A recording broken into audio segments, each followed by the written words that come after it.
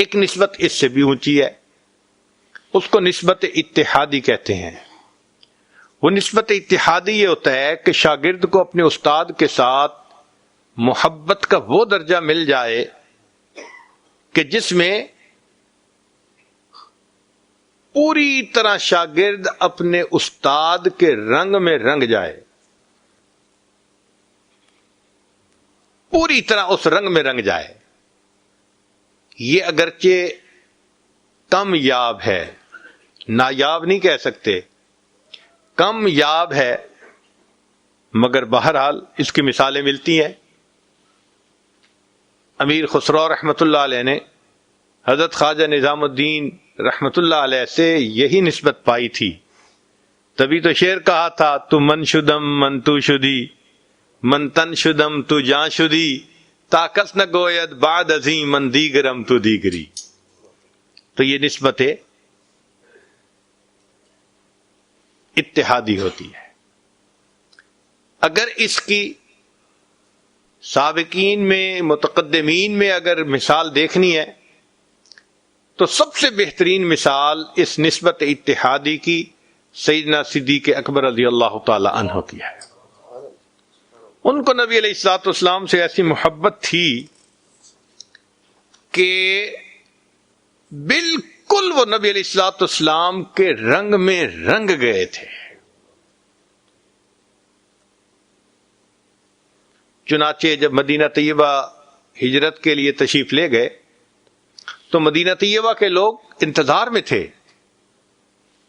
انہوں نے دونوں کو آتے ہوئے دیکھا، مگر دونوں ہستیوں کے لباس میں، چال ڈھال میں، انداز میں، گفتار میں، کردار میں اتنی مشابہت تھی کہ مدینہ کے لوگ یہ فیصلہ نہ کر سکے کہ اس میں استاد کون ہے، شاگرد کون ہے، اور انہوں نے حضرت صدیق اکبر عنہ سے مصافحہ شروع کر دیا۔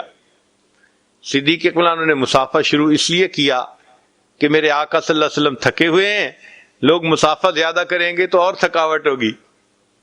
جب مصافحہ کر کے بیٹھے اور سورج نکلا اور سورج کی شعاؤں نے نبی علیہ السلام کے رخسار مبارک کے بوسے لیے، تو تب مدینے والوں نے دیکھا کہ جن کو ایک نبی سمجھ کر انہوں نے مصافحہ کیا تھا وہ اٹھے اور انہوں نے اپنا رومال اپنے صاحب کے سر کے اوپر چھاؤں کرنے کے لیے ڈال دیا۔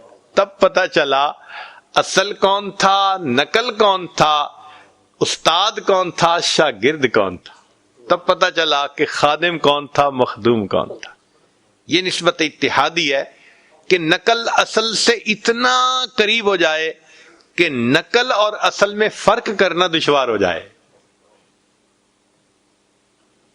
چنانچہ سیدنا صدیق اکبر عنہ کے حالات کو دیکھیں، واقعات کو دیکھیں، بالکل نبی علیہ الصلوۃ والسلام کے حالات و واقعات کے ساتھ مشابہت رکھتے ہیں۔ آج کی اس مجلس میں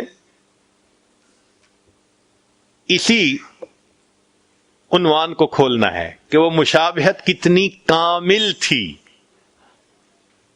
نبی علیہ السلام جب غار حرا سے تشریف لائے تو خدیجہ کبریٰ رضی اللہ تعالیٰ عنہ نے پوچھا، اے اللہ کے نبی صلی اللہ علیہ وسلم، آپ کیا محسوس کرتے ہیں؟ تو آپ نے فرمایا کہ مجھے ایسے لگتا ہے کہ کہیں موت نہ آ جائے۔ تو اس پر خدیجہ کبریٰ رضی اللہ تعالیٰ عنہ نے کہا، واللہ، کلا واللہ، ہرگز نہیں، ایسا نہیں ہو سکتا۔ انک لتصل الرحم، آپ صلہ رحمی کرنے والے ہیں،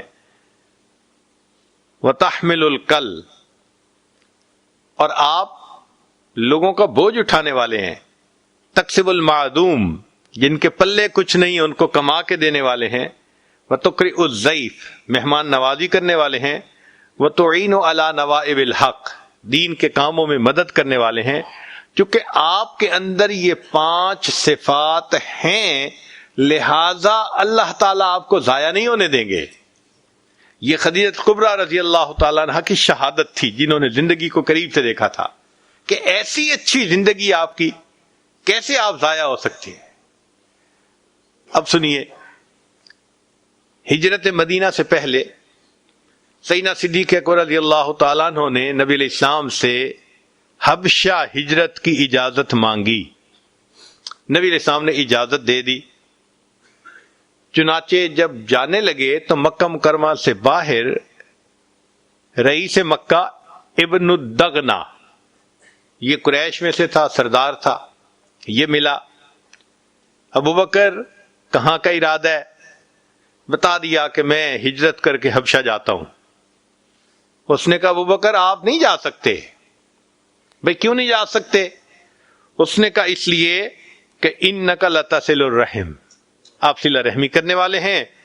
تکسب المعدوم وتحمل الکل تقرئ الضعیف وتعین علی نوائب الحق. جو 5 خوبیاں ام المومنین خدیجہ الکبریٰ رضی اللہ عنہا نے نبی علیہ السلام کی گنوائی تھیں، وہی 5 خوبیاں ابن الدغنا نے سیدنا صدیق اکبر کی گنوائی تھی. یہ ہوتی ہے مشابہت کامل.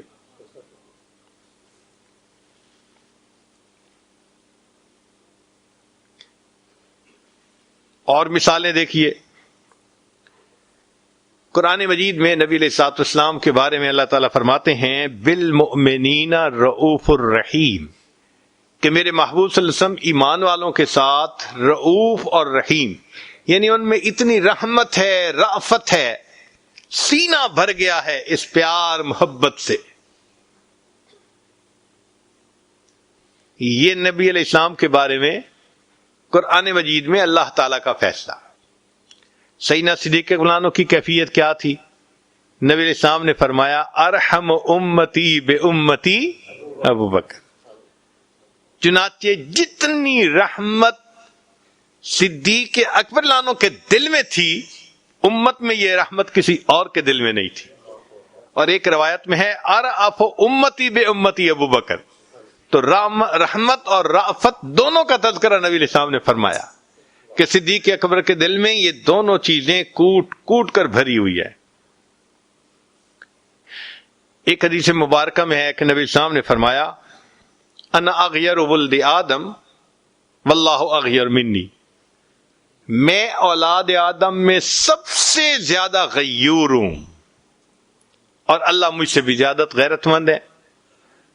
سیدنا صدیق اکبر کے بارے میں سنیے، ابن سعد روایت کرتے ہیں کان اغیر هذه الامت بعد نبیہا ابو بکر صدیق رضی اللہ تعالی.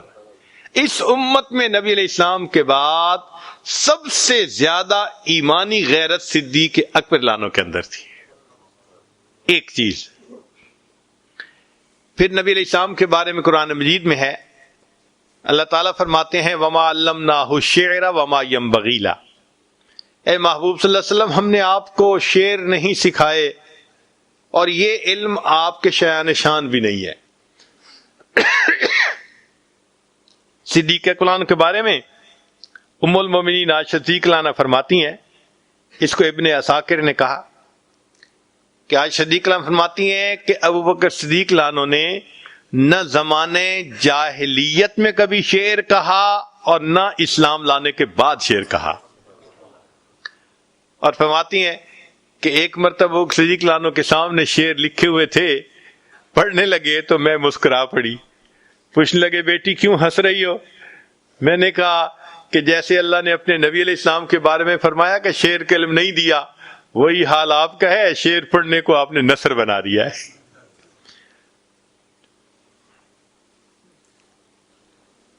نبی علیہ الصلوۃ والسلام نے زندگی بھر شراب جو ام الخبائث ہے اس کو کبھی ہاتھ نہیں لگایا. اور سیدنا صدیق اکبر کے بارے میں تاریخ الخلفاء میں لکھا ہے کہ زمانے جاہلیت میں بھی صدیق اکبر نے کبھی شراب نہیں پی تھی.